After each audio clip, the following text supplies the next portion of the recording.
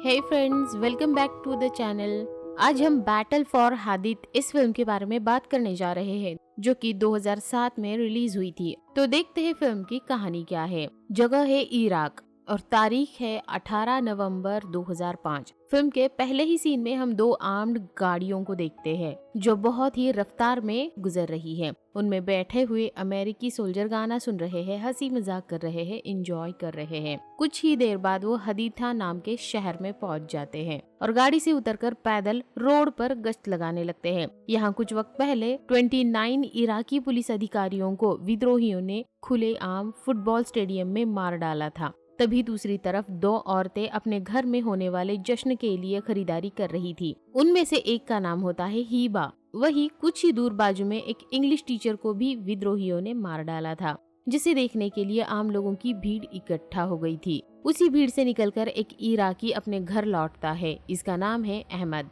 दरअसल इस घटना से अहमद टेंशन में आया था।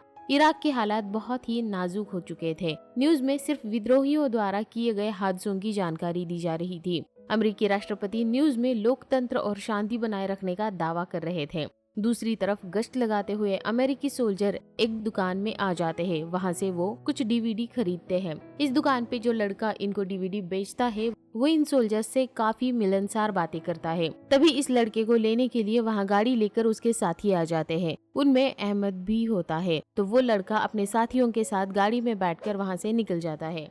फिर ये लोग विद्रोही लोगों के पास जाकर उनसे मिलते हैं और उनसे बम और कुछ पैसे ले लेते हैं। विद्रोही उन्हें उस बम की पूरी जानकारी देते हैं कि कैसे उसे ऑपरेट करना है, कैसे ट्रिगर करना है। और वहां से निकलते वक्त विद्रोही अहमद को शराब से दूर रहने के लिए कहते हैं, वरना उसे खत्म करने की धमकी भी देते हैं।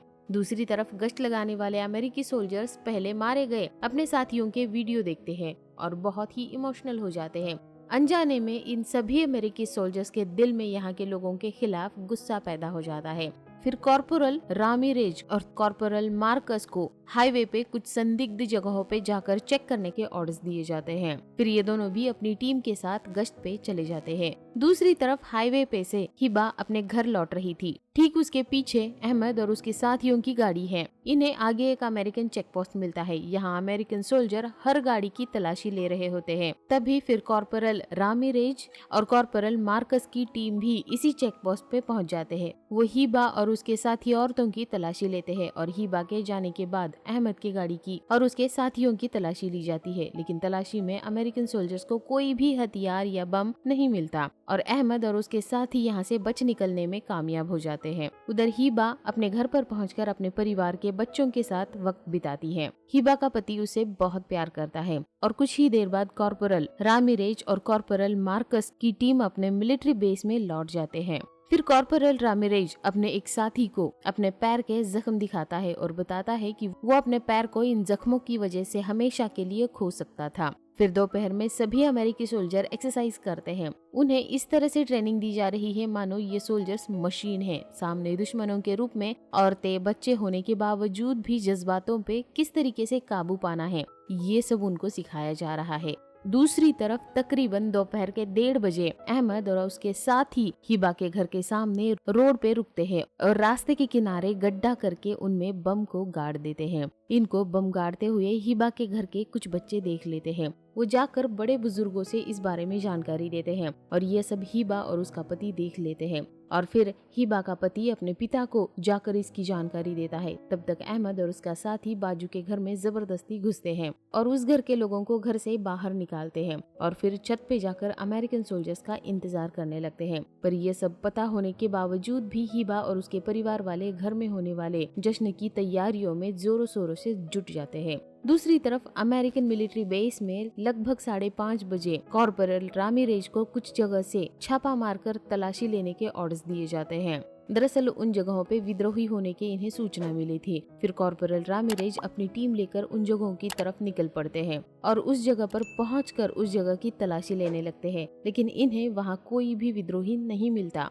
दूसरी तरफ हिबा के घर जश्न मनाया जा रहा है। फिर हिबा का पति हिबा को अपने पिता के घर जाने को कहता है। दरअसल वो उसके घर के सामने रखे हुए बम को लेकर डरा हुआ है। तब हिबा उसे कहती है कि क्यों ना हम सीरिया या फिर जॉर्डन चले जाएं, यहाँ के हालात काफी खराब हो चुके हैं। तब हीबा का पति कहता है कि मैं यहाँ के कुछ जरूरी काम निपटा लेता हूँ, पर हीबा अभी उसके पति को छोड़कर कहीं पर भी जाना नहीं चाहती। उधर कॉर्पोरल रामिरेज की टीम रात में 10:30 बजे दूसरी जगह पर जाके तलाशी लेने लगते हैं। वहाँ ऊपर के फ्लोर में इन्हें कुछ बारूद मिलता है। नीचे के फ्लोर पे पूछताछ करने पर इन्हें पता चलता है कि वहाँ ऊपर कोई फैक्ट्री चला रहा है, लेकिन कौन चला रहा है ये किसी को भी नहीं पता। फिर भी ये कुछ गिरफ्तारियां करते हैं। उधर हीबा का परिवार सोच में पड़ा है कि बम के बारे में अमेरिकन को बताए या फिर नहीं। अगर अमेरिकन को हम जानकारी दे देते हैं तो विद्रोही हमें खत्म कर देंगे, और अगर हम नहीं बताएंगे तो बाद में उनको लगेगा कि हम विद्रोहियों की मदद कर रहे हैं और वो हमें भी विद्रोही साबित कर देंगे। इस वजह से इन लोगों को समझ में नहीं आ रहा है कि अब करे तो क्या करे।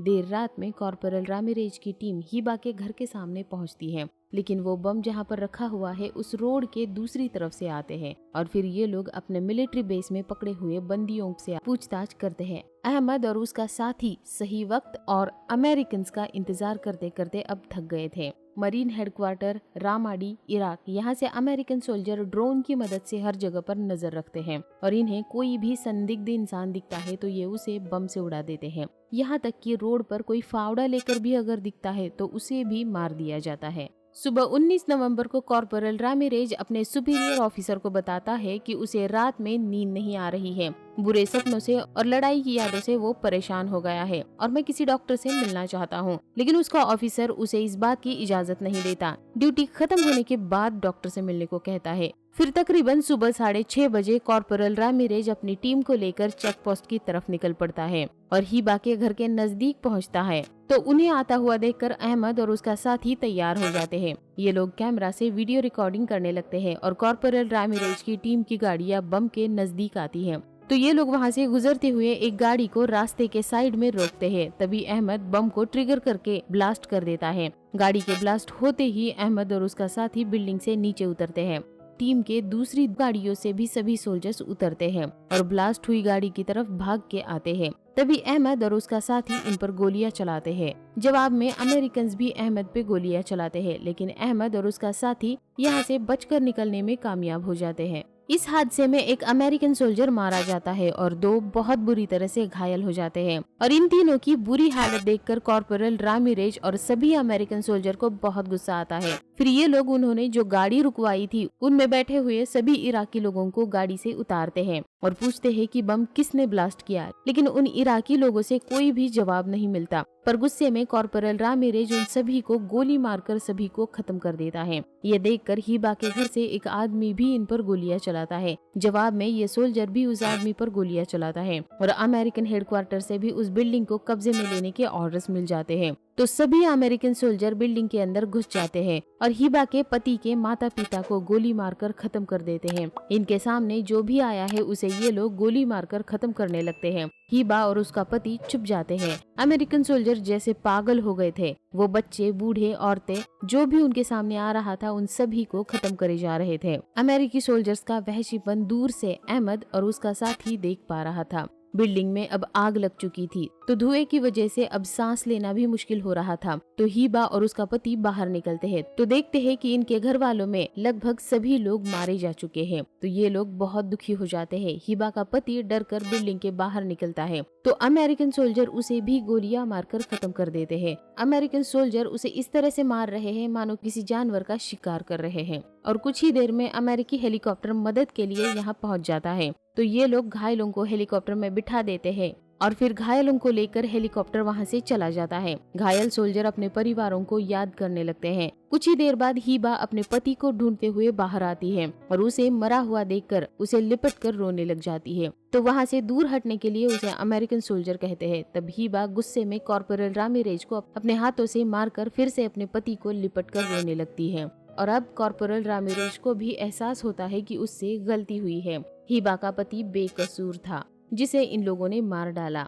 अब शाम हो गई है और वक्त हुआ है 6:30 बजे। अब कॉर्पोरल रामिरेज की तबीयत खराब हो गई है। कुछ देर बाद अमेरिकी सुपीरियर कैप्टन आ जाता है। फिर ये सभी लोग मरे हुए सोल्जर को श्रद्धांजलि देते हैं। कॉर्पोरल रामिरेज को खुद किए गए इस हत्याकांड पे अफसोस होने लगता है, लेकिन कैप्टन उसकी तारीफ करके उसे प्रमोशन देने की बात करता है और फिर सभी सोल्जर अपने मिलिट्री बेस में लौट आते हैं। दूसरी तरफ अहमद और उसका साथी अपने अपने घर लौट जाते हैं। अहमद अपने बेटी को गले लगाकर रोने लगता है। दूसरे दिन सवेरे नहाते वक्त कॉर्पोरल रामिरेज अपने साथी को बताता है कि उसे उन सारी मौतों का अफसोस है और उसे लगता है कि इन सारी मौतों का ये अकेला ही जिम्मेदार है और ये बात वो जिंदगी भर नहीं भूल पाएगा और रोने लग जाता है। उधर सभी मरे हुए ईरानी लोगों का अंतिम संस्कार करने की तैयारी की जाती है। अहमद का साथी यहाँ पर भी वीडियो रिकॉर्डिंग करने लगता है। इतने सारे बेगुनाह लोगों की मौत देखकर बाकी सभी लोग अमेरिकन से बदला लेने का फैसला करते हैं। घर में मातम छाया हुआ है, सभी औरतें रो रही है, शोक मना रही है और यही अहमद का साथी इस हमले में बची हुई एक छोटी लड़की का बयान रिकॉर्ड करता है। इसके माँ बाप और 5 भाई और इसकी आंटी इस हमले में मारे गए हैं। वो अमेरिकन से बदला लेने की और उन्हें यहाँ से भगाने की बात करती है और ये वीडियो टीवी पे दिखाते हैं। इस बयान से सभी इराकी लोगों को एकजुट होने की प्रेरणा मिलती है और फिर सभी लोग हथियार उठाकर अमेरिकन के खिलाफ लड़ने के लिए तैयार हो जाते हैं। और जब अमेरिकन मरे हुए सारे लोगों की जांच करते हैं तो साबित हो जाता है कि इनमें से कोई भी विद्रोही नहीं था और इनमें से किसी का भी विद्रोहियों से कोई भी संबंध नहीं था। और इस न्यूज से इस घटना का पूरा सच दुनिया के सामने आ जाता है। तब अमेरिकन राष्ट्रपति दोषियों को सजा देने का आश्वासन देता है और कॉर्पोरल रामिरेज के साथ कुछ सोल्जर को दोषी ठहराया जाता है। बचाव में कॉर्पोरल रामिरेज और बाकी के सोल्जर का कहना था कि हमने वही किया जो हमें ट्रेनिंग में सिखाया गया था। 8 मार्च 2006 को मरीन हाई कमांड कैंप रामाडी में कॉर्पोरल रामिरेज पर 13 हत्या का आरोप लगाया जाता है। कॉर्पोरल डेल क्रूज पर 5 हत्या का आरोप लगाया जाता है। कॉर्पोरल मैथ्यूज पर 3 हत्या का आरोप लगाया जाता है और सार्जेंट रॉस पर भी 3 हत्या का आरोप लगाया जाता है और ये फिल्म यहीं पर खत्म हो जाती है। तो आपको इस फिल्म की स्टोरी कैसी लगी मुझे कमेंट करके जरूर बताइए। हम ये चैनल और ज्यादा ग्रो करना चाहते हैं पर इसके लिए आपके सपोर्ट की बहुत हमें जरूरत है। तो वीडियो को लाइक किए बिना प्लीज मत जाइए, क्योंकि आप इस वीडियो को लाइक करेंगे तो ये वीडियो और लोगों तक पहुंच पाएगा। जिन्होंने अब तक चैनल को सब्सक्राइब नहीं किया है तो प्लीज सब्सक्राइब करिए। And finally thanks for watching, bye bye.